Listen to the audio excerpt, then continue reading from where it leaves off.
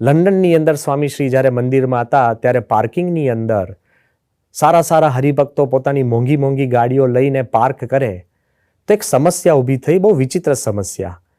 કોક આવીને મોટી મોટી મોંઘી ગાડી પર કોઈ સ્ક્રેચ કરી જાય. હવે ગાડી સારી નવી નક્કોર હોય અને એના ઉપર કોઈ એક આખો લીટો મૂકી જાય સ્ક્રેચ, પછી તો એનો કેટલો ખર્ચો થાય ફરી રંગ મારવાનો. એટલે પાર્કિંગવાળા છોકરાઓ શોધે કે આ કોણ કરે છે, કોણ કરે છે, કોણ કરે છે. શોધીને ખબર પડી એક નાનો બાળક કરતો હતો. બાળક દેખાય નહીં, ધીરે રહીને જઈ છુપાઈ લપાઈ અને સારી સારી ગાડીઓને છે ને આવા લીટા કરતો જાય. એ બાળકને એ લોકો લઈને પ્રમુખ સ્વામી પાસે આવ્યા.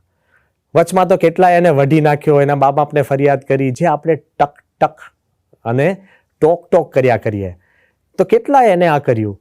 જેવો સ્વામી પાસે આવ્યો અને સ્વામીએ બાળકને શું કીધું કે તને સારી સારી ગાડીઓ ગમે છે?